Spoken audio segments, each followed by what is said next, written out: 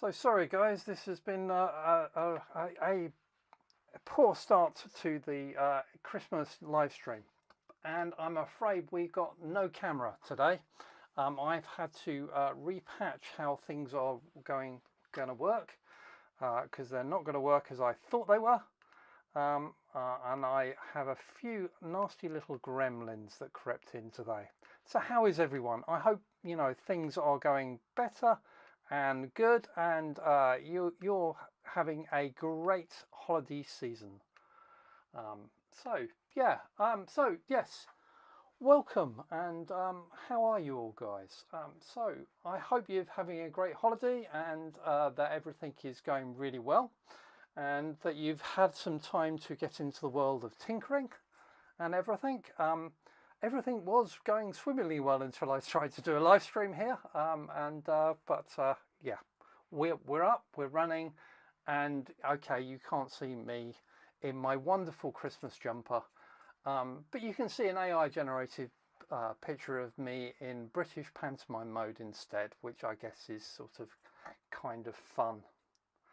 So this is my live stream, and we're going to do a special end of year live stream, which is going to be similar to normal, but with a little bit of extra content. So we'll of course look at any news around the world of Pico and stuff going on. We'll talk about my projects and any other projects that I've spotted that I think are interesting that you might want to hear about. I will talk about what my plans are as they exist for the site, including fixing this world of live streaming so that we get that right in future, and Q&A. Mainly will be live Q&A today. I don't have any canned Q&A. But adding to all of that standard stuff that you know and love on my agenda, I've also got a viewer's votes. So I wanted to have a look back over the year around some of the stuff that's happened and say, hey, is there anything new and exciting we could talk about? What's going on that what was good over the last year? What did you enjoy? What are the stuff that you're all focused on? So I've done a few viewer votes. So let's have a look at those and see how the voters compare with actually the viewer numbers on some of the associated videos. So that's what we're going to do. So let's start with a section on news and what's going on in the Pico ecosystem as far as I can see it. So it's December, so you think it would be a quiet month, but there are a couple of bits of things that are going on at the moment. So we've had a new version of, or a new tool being released for LVGL Pro. So LVGL is a graphical UI framework for embedded systems. I've used it on a lot of the WaveShare devices I've reviewed. I've used the open source version, which it is under GPL version 3 license from memory.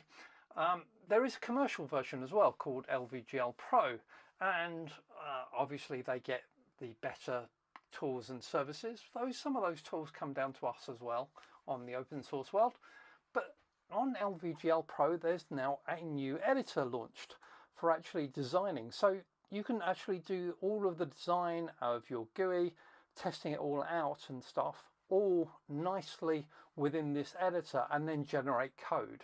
Now that looks really cool, and I really hope that I might get to have a look at that at some point in the future. But yeah, so that's one I wanted to point out that had come out this month. The other one that came out this month is a new version of Mongoose. Mongoose has gone up to version 9. Mongoose is a web server framework primarily for embedded systems that I've run on the Pico W and Pico 2W in some of my examples. Actually, Mongoose includes a lot more than just that. There's a few other things in there that are quite interesting as well. But anyway, Mongoose has gone up to version 9. They've got some nice improvements, and a few changes to UI, to the APIs, so that there are a few breaking changes, but some nice new capabilities. So Mongoose version 9, another bit of interesting news and a newbie that's come out, which I think is quite nice and useful. So it was December, it is holiday time, and everything is generally quiet. Raspberry Pi haven't done their holiday trick of releasing something on Thanksgiving week, so things are actually being really quiet. So that's about all I've heard about going on. If there's something I've missed, please do let me know. I always appreciate other people's eyes and telling me. Please do get in touch, and I can make sure that we mention it and push it out on the site and everyone gets to know about it. So that brings us, after news, to my first audience poll. And I was interested in what you guys think is the favorite module that I've looked at over the year. And I've looked at lots of modules because modules are good. They accelerate my development quite a bit because I'm using a component that's already tried and tested. So I thought, let's have a talk about 4 of the modules that I've used over the year. So the PN532, which is one of the chips that we use for near field communication, so NFC tags, and actually reading those tags, and I had a look at those earlier in the year. Haven't really done anything very serious with that. I really must build a project with that. I've only done experiments with that, but that's one that I wanted to see what people thought of. The voltage measurement. Now I did that for my robot RXB1 and other examples. That's a 3-channel voltage meter, though it's kind of, there are easy ways of tripping up using that, and I know I've tripped up again over the same problems using that, but you can communicate it with I2C, which makes it nice and easy to read voltages back to see what the state of the batteries are, and I do need to use that for RXB1. Stepper motor drivers. So I showed how to hack these really cheap 28 BYJ48 stepper motors and then drive them with a DRV8825. So that's another good set of modules. Well, I guess 2 modules really in one on that one. And of course, WS2812B LEDs, all my favorite, you know, make as much bright light as possible. And I did a bit of a Christmas project on that for you guys and for myself. I've got it up in the window. I really quite like it. So yeah, using a whole set of rings of 241 LEDs on that in order to actually almost make it a circular display, which was quite cool. Okay, it's only 17 pixels across, but it still works quite well actually. So those were the favorite modules that I thought we should have a look at and talk about and see what you think of.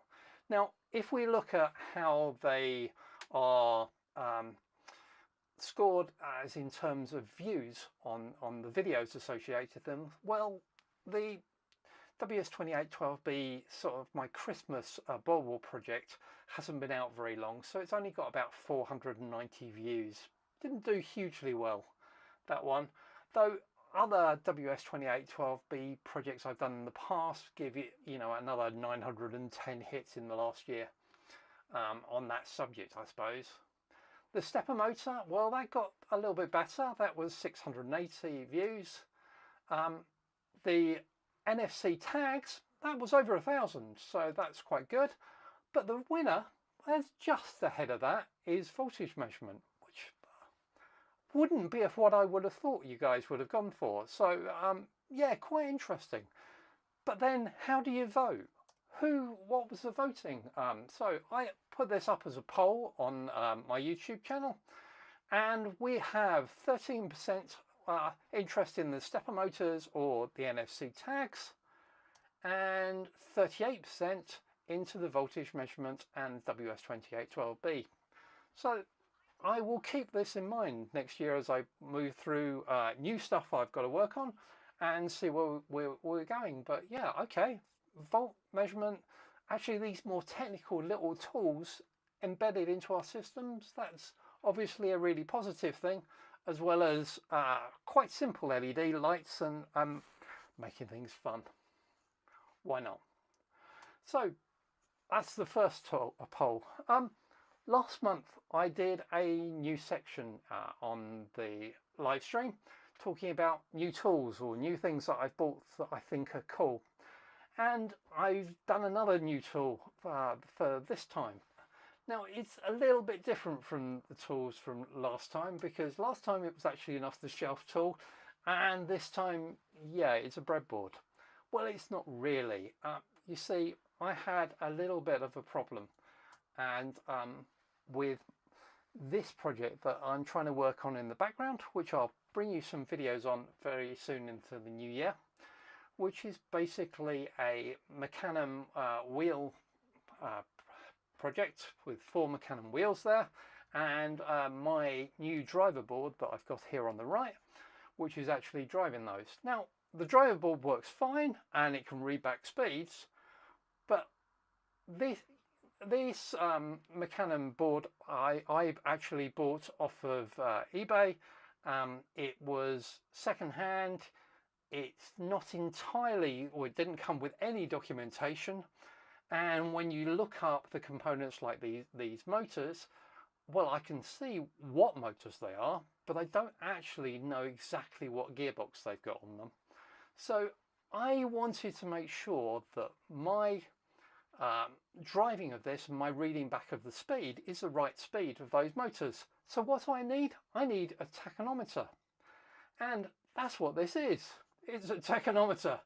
So I basically stuck a magnet onto the side of my wheels that are rotating.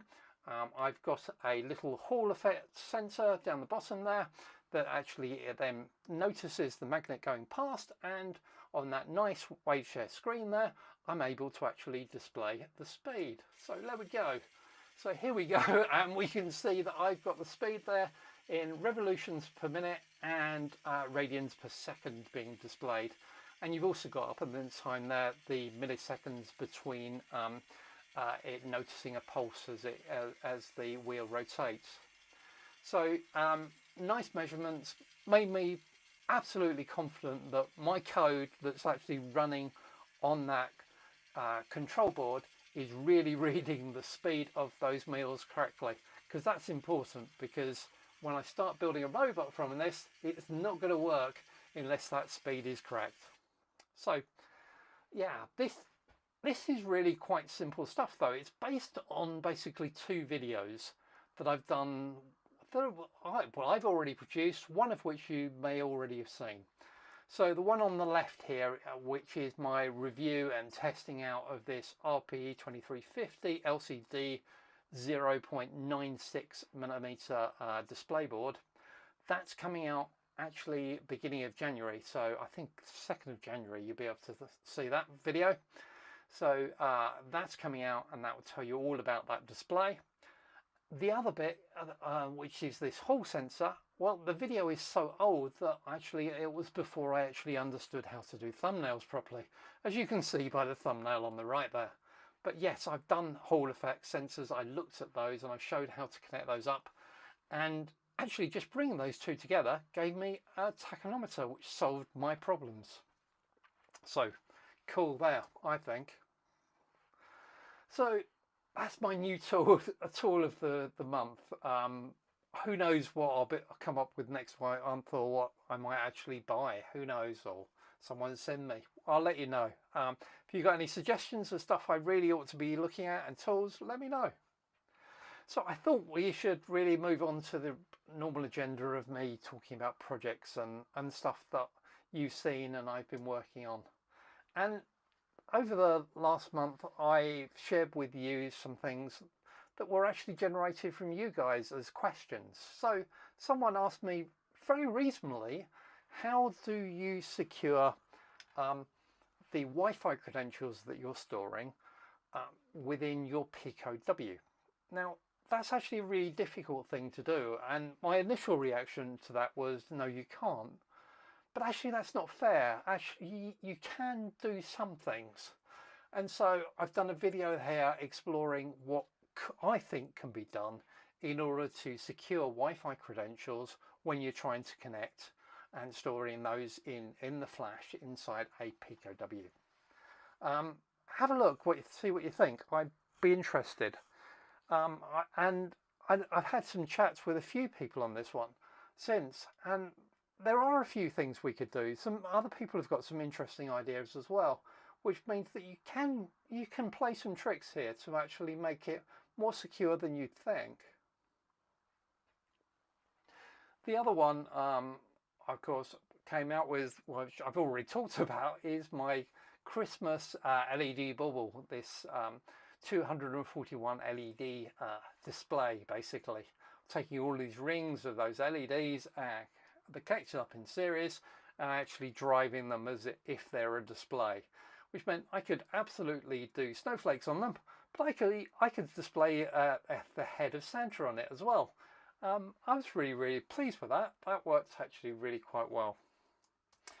And I guess the other project that's big, which the deep dive video only just gone out last week, or last few days, is the Christmas Secret Santa project that I built with this smart clock. And it's smart clock based on a 2.8-inch circular display from Waveshare. And then it's using a Pico 2W to run a whole load of web services in the background to give you information like where you are, what the weather is now, what the weather is going to be like later, and what your YouTube stats are, which was really important for the guy I gave it to. And we'll talk a bit more about that in a bit. But before we go on to that, let's do another audience poll. So, next one I wanted to talk about was favourite libraries. You see, everything I've just talked about, all of those example projects, I couldn't build without other people's libraries and shoulders of the greats to stand on in order that I can get up a little bit and get my stuff working. So what is your favourite libraries? Which of, the big libraries that I play with do you like the best? And the ones I thought I would ask about would be Mongoose, which is the embedded web services, or web server, sorry. LVGL, which is this embedded GUI UI. FreeRTOS kernel, which gives us multitasking and a real-time operating system for the Pico and Pico 2. And really required every time I step into the world of internet connections and services. And WolfSSL, which I use for all of the security and doing any TLS comms across to the internet, as well as securing Wi-Fi credentials, as I was just talking about. So how do those score? So let's first of all have a look. How did the viewer numbers go for those videos that I've done in the last year around these subjects? Well, WolfSSL's down in 4th place, unfortunately. About 580 views for that video looking at Wi-Fi security. A good, if you take in the shorts associated with it, we could possibly bump that up by another 320 or so. LVGL, much more popular than that. You guys really like GUIs, because that's over 2,000 views across my looking at how to actually get going doing LVGL on one of those Waveshare displays. Mongoose, a little bit more still, 2,600 looking at that. And I've done quite a few other Mongoose videos, so there's another 3,000 odd views out there as well. And I might be doing some more Mongoose videos in the next year, so keep an eye out for that. But the winner overall, of course, is FreeRTOS, because you guys love FreeRTOS. And I guess that's not surprising, because FreeRTOS was sort of where I got some fame, because it was I was one of the first people porting and talking about using that on the Pico before it became quite as mainstream as it is now. So, and I of course asked you to vote again, and bottom of the pile of votes was Mongoose at 5%, WolfSSL at 14%, LVGL at 19%. But of course, all of you want to know more about is FreeRTOS kernel. So I will definitely keep that in mind. Of all of the libraries I talk about, 2/3 of you want to vote and say that FreeRTOS kernel is the most interesting library and your favorite library that I work with. Cool, thank you. Really interesting. And I guess not surprising, because FreeRTOS is basically an enabler for nearly everything else we're trying to do. Most of the other projects I couldn't do unless I have FreeRTOS involved. So yeah, let's go back to the projects then. So there are a few other projects that I've been playing with and working with and shared since we last chatted on my live stream. So there was our RP2040 PS RAM. So when I was building that lovely clock, I had this horrible problem of I ran out of memory. And that's not surprising because large displays need large frame buffers, and that takes a large amount of your RAM. And so I was able to actually try out this new capability on the RP2040, which is available on some RP2040 boards, not the Pico 2, but some other third-party boards, that you can actually add PS RAM. And PS RAM's a different to RAM, it's a lot slower, it exists in a different part of the memory space, but it's really useful because we can use it as RAM and I can use it to expand my capacity for slower accessed data. And that's what I had to do. And so there's a nice video out there talking about that.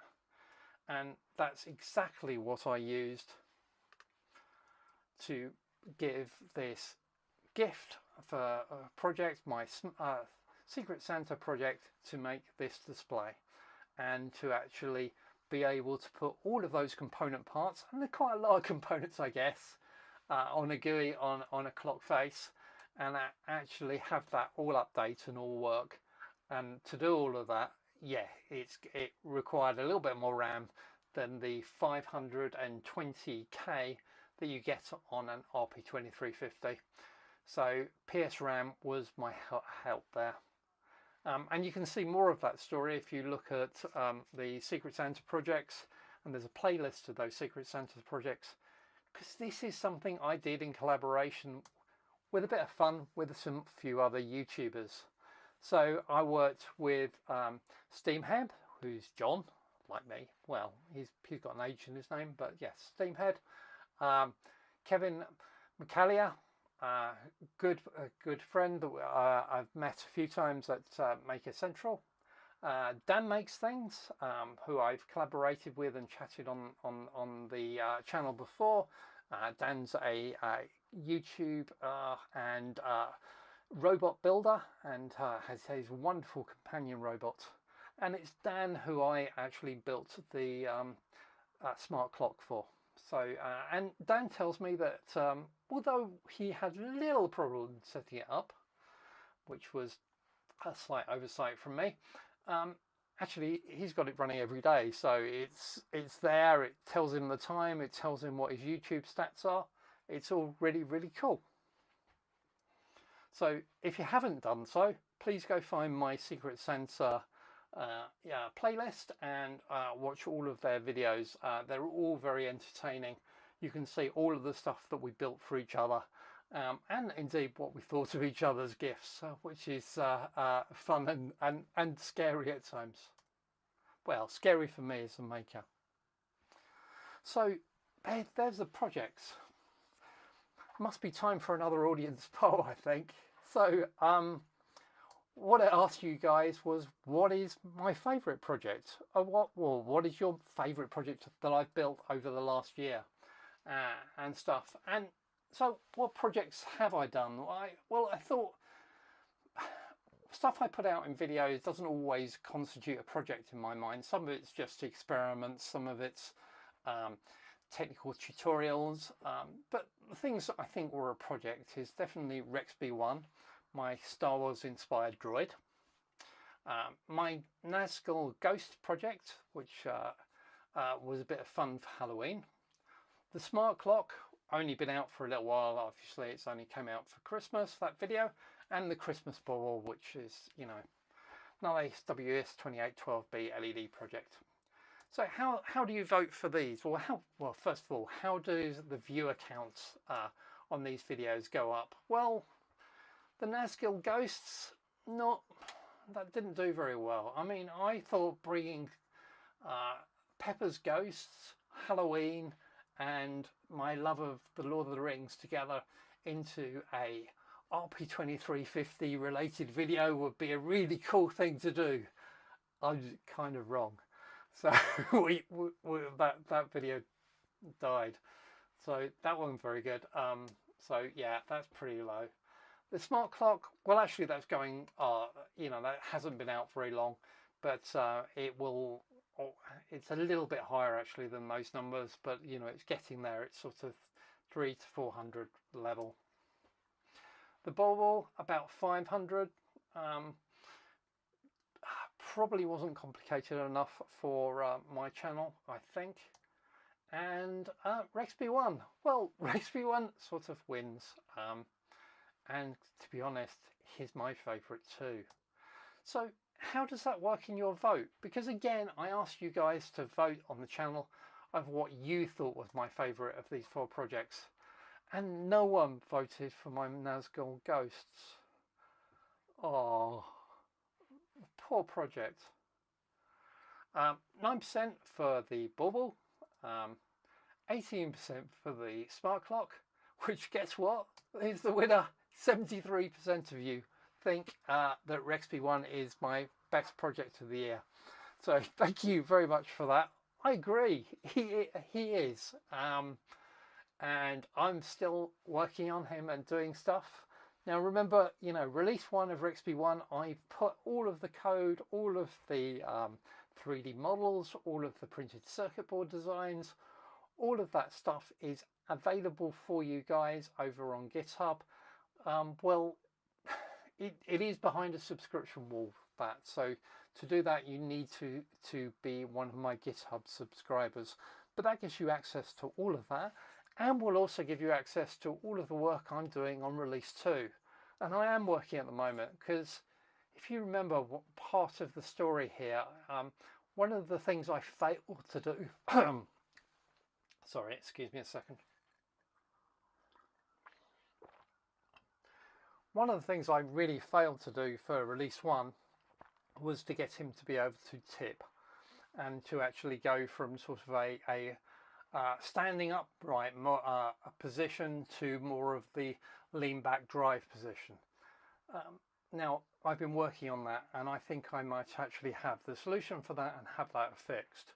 So that's going to be coming in release 2, as well as a switch of batteries. So I'm switching the batteries over from the LiPo 3S's to LiPo 4s, and that was going to mean I can actually charge batteries while they're installed. So he's going to have rather larger batteries, last a bit longer, installed, and they are going to be have onboard charging capability as well. So that's cool, I think. So there we go. So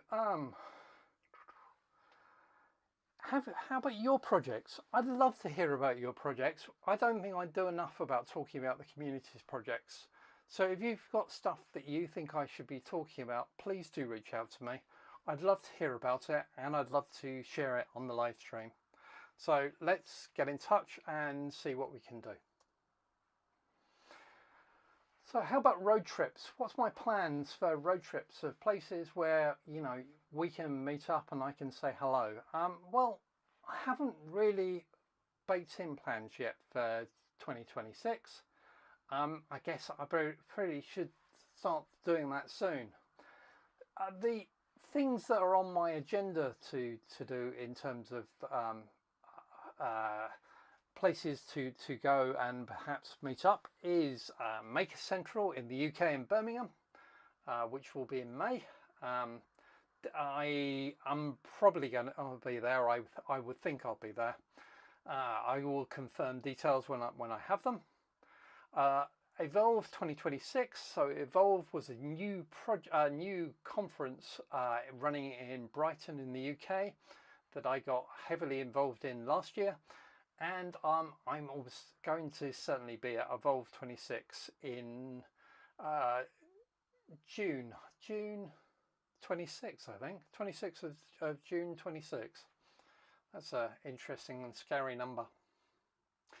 And then in July, I hope I might get over to open source in San Francisco. That depends on cost and numbers really, and whether I can justify the cost. But I'd like to get over to open source. It looks much bigger and more fun then make a central, and yeah, I hope I might make it there. So keep your eye out for that. And yeah, is there anywhere else I should be? Is there any other events going on? If you'd like me, if you think that I should be there, please do get in touch with me and we can see what I can do.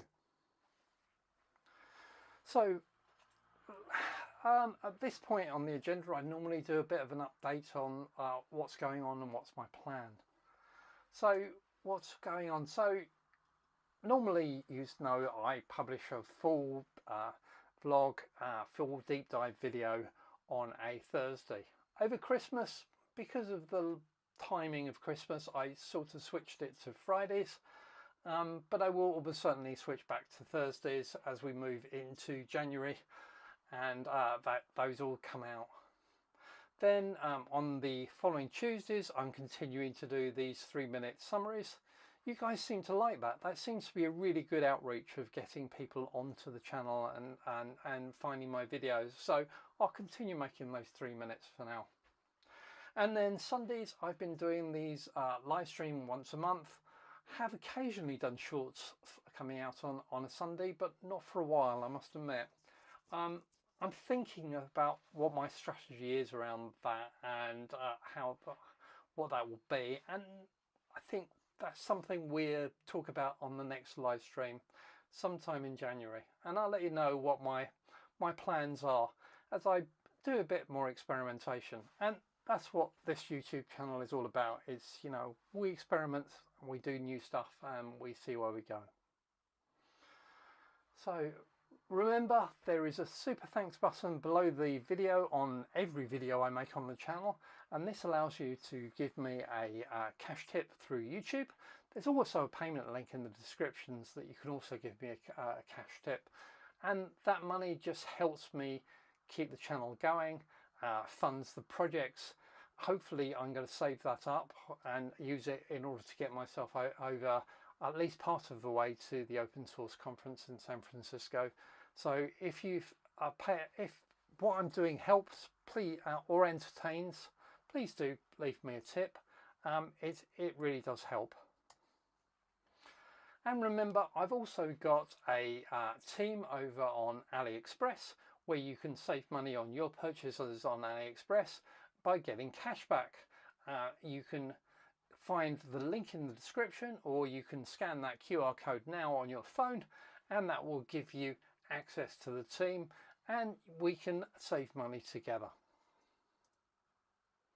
And over on Udemy, I've of course got all of the courses which go in the much longer detailed dive through all of how I build stuff. So if from setting up the tool chain and getting yourself going, to actual little micro projects to flash LEDs and read switches, to how to use FreeRTOS kernel, which is really absolutely required if you want to get into the world of IoT.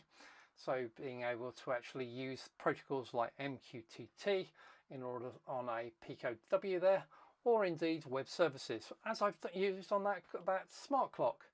And exactly the same framework, exactly the same way that I call all the web services to make that clock work, well, that's all in that course there. So yeah, I'm trying to get that information, put it into a structure that is easy to learn, and put it out there on Udemy for you. And of course, you can find me on lots of other social media channels as well, publishing lots of stuff and chatting to you guys, hopefully. So please find me on all of those. So that brings me to Q&A, and you guys have all been really quiet today. So no questions.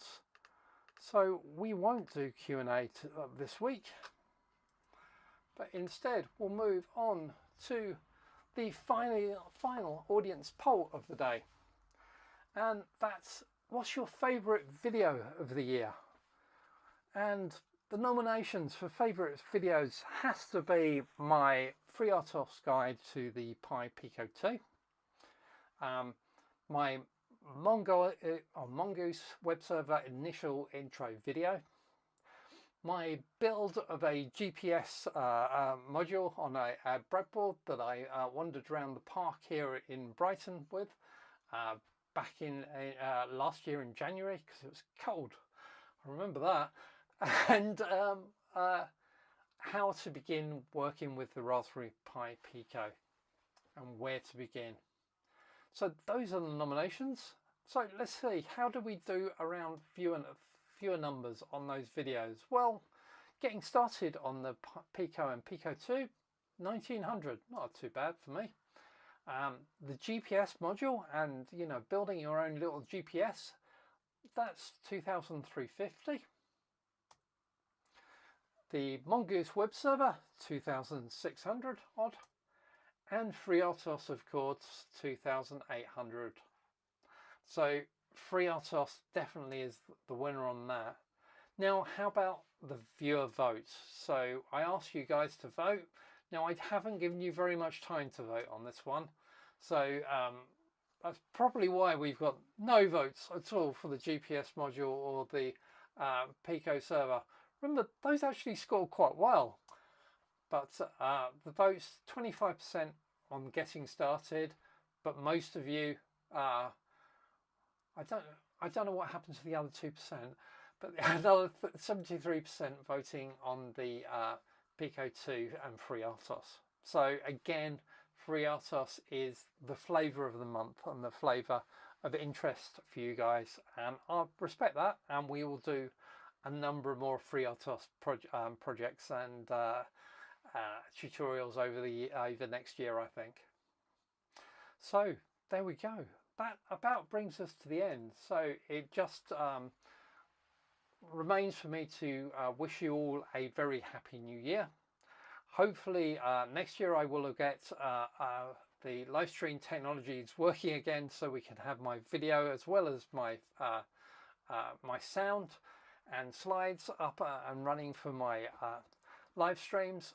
My apologies for the technical problems today, but we did get there. We were a bit late starting, but I did get there and we did get something out there. I'll work on the gremlins and get those fixed for next time. So thank you very much. Goodbye for now, and I will see you all very soon. Keep an eye on the channel and you'll see when I publish when the next live stream is going to be coming up. And thank you all very much for watching.